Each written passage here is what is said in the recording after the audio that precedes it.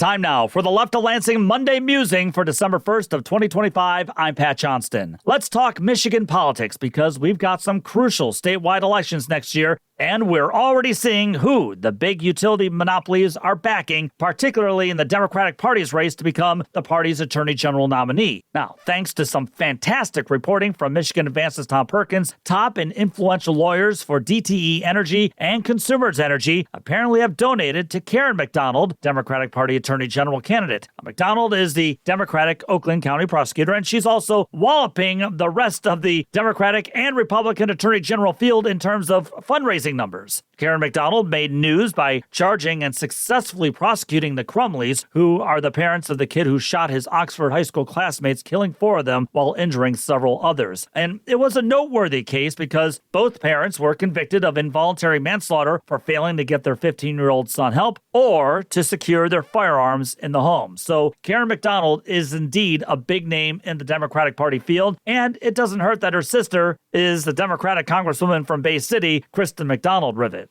Now, Karen McDonald is running against progressive Washtenaw County prosecutor Ellie Savitt and Mark Troughton, who served as the U.S. attorney in Western Michigan under President Biden and who also ran and lost to always on-duty Bill Schuette in the Michigan AG race back in 2014. As Tom Perkins of Michigan Advance notes, McDonald has amassed some $840,000 in campaign contributions, which dwarfs the other 4 Democratic and Republican candidates combined. Of course, McDonald is using her party insider connections to help pull in a lot of money, but she's also relying on individuals inside DTE and Consumers Energy to help build her corporate war chest. In Tom Perkinson's story, he details how state campaign finance filings reveal executive-level attorneys from both DTE and Consumers Energy have each given $1,000 to Karen McDonald. And listen to this because it includes DTE's Senior Vice President and Chief Legal Officer, Catherine Lorenz, and Kelly Hall, Deputy Legal Counsel for Consumers. A Consumers Energy lobbyist, by the way, also made a $250 donation to Karen McDonald. And as Tom Perkins rightly reminds us in that Michigan Advance story, while we know, of course, far too well how much DTE and Consumers Energy love to spend campaign cash, it's rare that we see their attorneys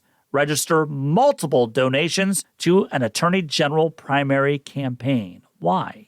Washington, D.C. campaign watchdog known as Public Citizen says these donations represent a serious conflict of interest. You think? But here's the worst part. Karen McDonald had nothing to say when asked to comment on this story. She offered nothing but silence. This is highly important since the next Attorney General will have the responsibility of representing the people of Michigan as DTE and Consumers Energy attempt to raise their already expensive rates on working-class Michiganders, while, of course, continuing to provide spotty service. I mean, how many out there were just as nervous as I was this past Thanksgiving of their power going out as gusty winds whipped across the state? I'm guessing many of you. Even more, the next Attorney General will be expected to represent working-class Michiganders as the big tech oligarch continues its determination to demolish the lands and the working class with its artificial intelligence data centers throughout Michigan.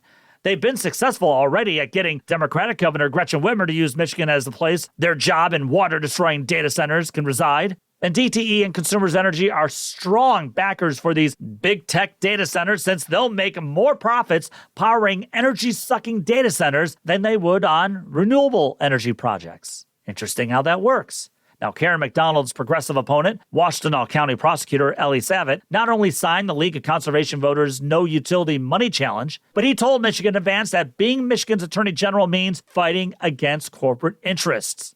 That should be a no-brainer, right? I mean, certainly the Michigan Democratic Party doesn't want to be the party aligned with DTE and Consumers Energy, and it certainly, I would think, doesn't want to be aligned with big tech bros and their data centers, does it?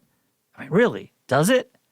And what does it say that Karen McDonald has no defense against taking these campaign donations from individuals inside DTE and Consumers Energy, which both stand to do very well indeed by having a yes man or a yes woman in the state's attorney general office? Affordability, jobs, corporate greed, and government greed are all on the table in next year's elections. It appears Karen McDonald isn't getting that message, but she's instead choosing to side with the corporate and government greed and is telling you you don't need to know anything about it because you don't matter. leftoflansing@gmail.com is the best way to reach me. Subscribe to the podcast and also subscribe to Left of Lansing on YouTube. Don't forget to follow me on Twitter, the Gram, and Facebook. Take the battle to them.